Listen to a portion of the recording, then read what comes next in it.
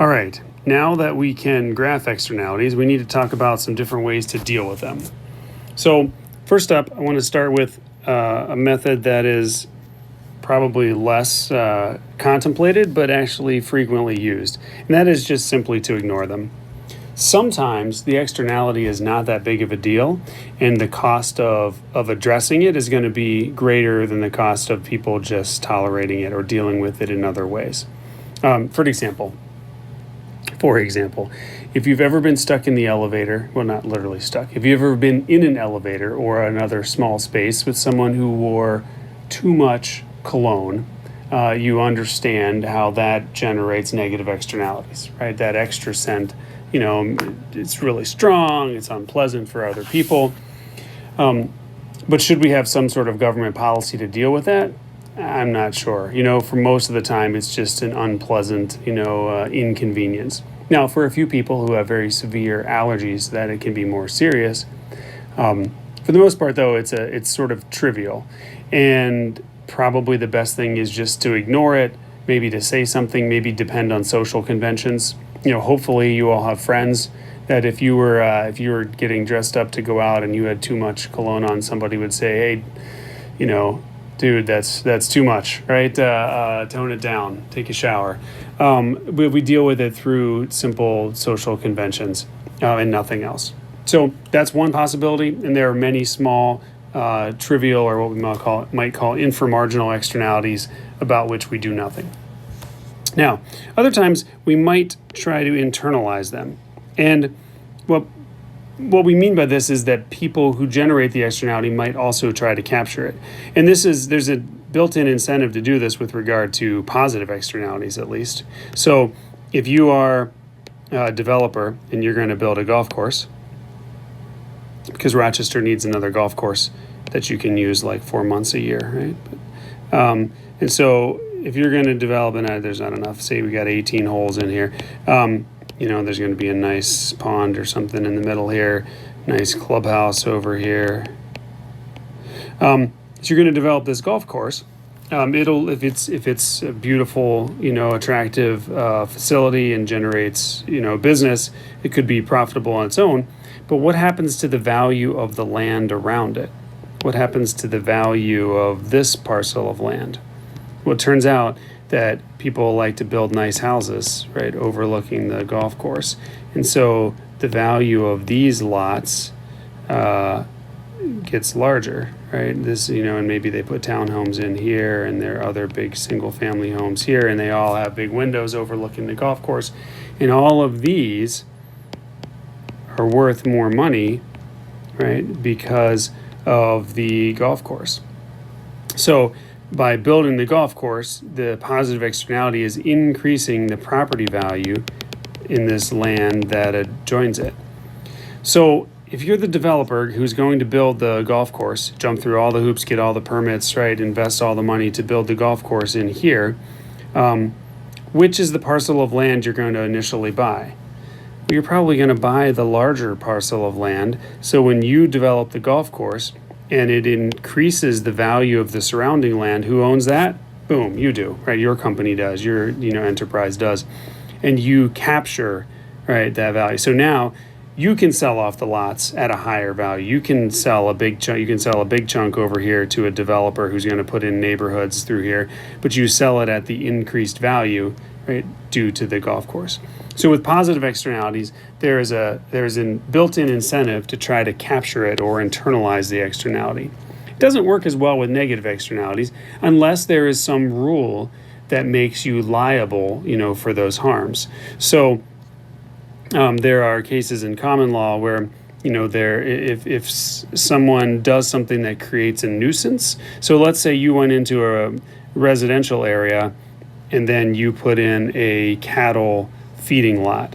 So, and basically a feed lot where you fatten up cattle before slaughter generates a lot of manure, and the manure stinks, right?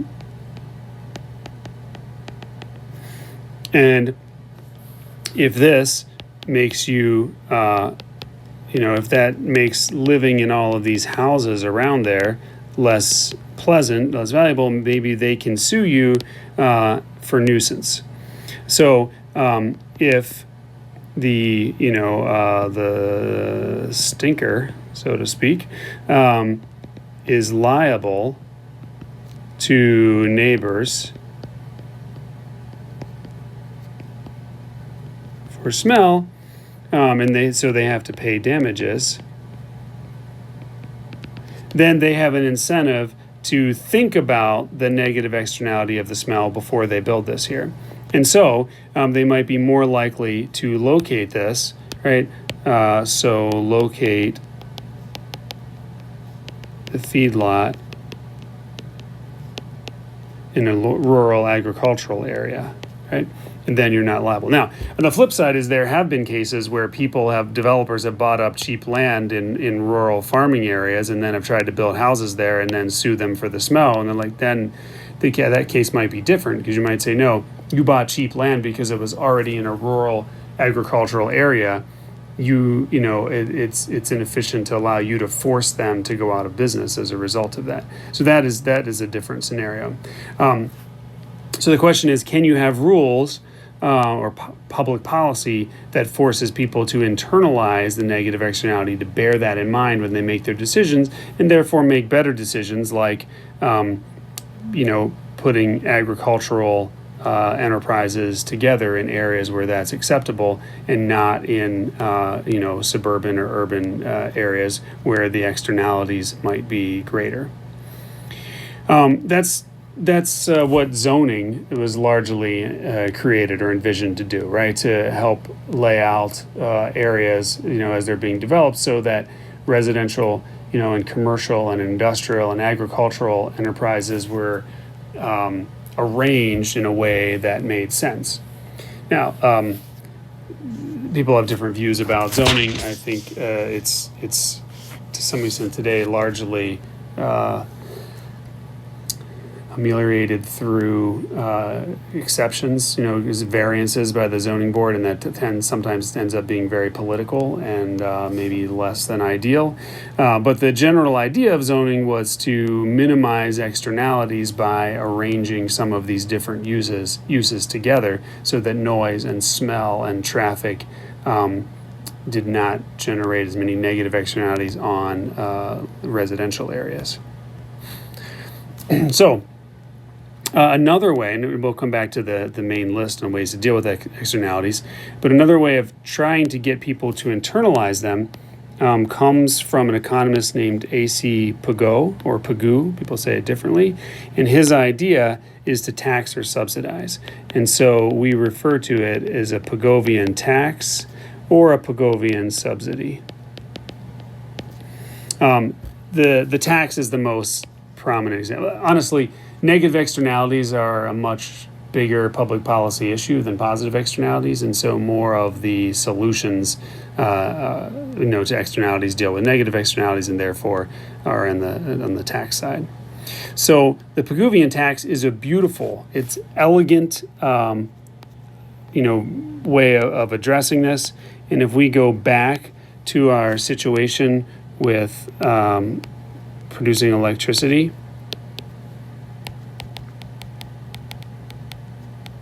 right, and so we said there was a private marginal benefit, and there was a private marginal cost, and then there were external costs, right? There were negative externalities to generating electricity. That means, right, there is a negative externality here, or an external cost. Right, you could label it either way, and that means the social marginal cost curve is above the private marginal cost curve. Right, and we said that's what causes the instance of overproduction, right? Because Q star private is greater than the optimal output level, the socially optimal output level. So Q star social.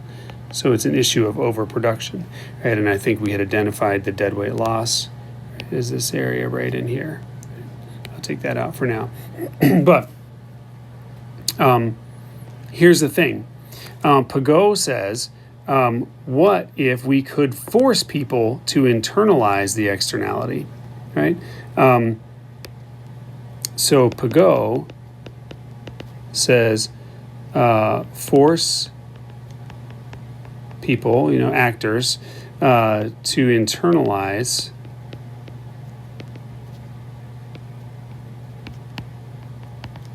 the negative externality with a tax equal to the external cost. Because you remember from chapter 5, when we talked about taxes, right? If you impose a tax, a tax on the producer shifts the supply curve to the left by the vertical distance of the tax. So set tax equal to the negative externality, right? Or to the external cost. So here we are on the private marginal cost curve. We're going to impose a tax that's exactly this big, right? The tax is the same size as the negative externality. That moves this, oops, it's a little bit off the line there. So now the private marginal cost curve plus the tax, right? So private parties bears marginal cost private plus the tax, which puts them, right? They now act on the social marginal cost curve, right? So private parties who face the private cost, that's the white line, plus the tax, so it shifts them right to the left by that vertical distance. So the private parties are now operating on the pink and orange line there. And so they will choose on their own, right? Q star private with tax puts them right here at the socially optimal outcome, but no more deadweight loss, right? So it is a beautiful, precise, elegant solution. Now, so you should think this through, be able to draw the graph. The complication is in the real world, we don't always know exactly or precisely or all agree on the magnitude of the negative externality, right? If the magnitude of the negative externality is questioned or disputed, then knowing exactly how big to make the tax is complicated. Okay? But that is the approach. And so if we go back up here, a classic example of a Pigovian tax is the idea of a carbon tax. Now, carbon tax is not existing policy, but it is a policy proposal that citizens or climate change lobby and other people have proposed. And it basically says, what if we added a tax on everything equal to the social cost of the carbon footprint of that good or service, right? And so the idea is tax goods based on what we call the social cost of carbon. It's in the literature, the SCC. And it's a beautiful, elegant, economically, it's a very efficient solution. The problem is that experts don't all completely agree on exactly how big the social cost of carbon is. It's quoted in dollars per ton of carbon released, and it's somewhere between 45 or 50 and $200 or $300 per ton. Most of the studies put it in that range, but that's a big range. And so knowing how big to set how high to make the tax, and then there are significant implications, right? This will be a regressive tax in that it will hit low-income folks hardest because they will be least able to pay it, and it will still affect food and transportation and basic things that everybody will be looking to buy. So some of the policy proposals around this involve taxing and then also having a subsidy to each household. So it's like you add up all the money collected, you divide it up evenly, and then refund it back to households, sort of equally, so that on net, poor people are less, affected by it, because the subsidy should theoretically cover, the increased cost of heat and transportation and food and necessities. But it would be a very, very big policy change, and there's a lot of complications, to doing something like that. Nevertheless, for our purposes, if you to the extent you're familiar with the carbon tax, or you make yourself familiar with it, is a great example of a Pigovian tax. Okay. Other examples I have on here, congestion charges. If you're ever in a city where New York City did this recently, within the last couple of years, New York City added congestion pricing, where to drive through certain parts of the city during the daytime, you would get billed through your Easy Pass, a congestion charge. The current administration, has contested that. The federal administration has made that less, has contested the ability to do that. At any rate, the congestion charge is the idea that when you are driving during a really, really crowded, rush hour time, you impose more costs on the people around you just by being there. There are also toll roads that have different prices for different times of day. That's an example of congestion charges, or congestion pricing.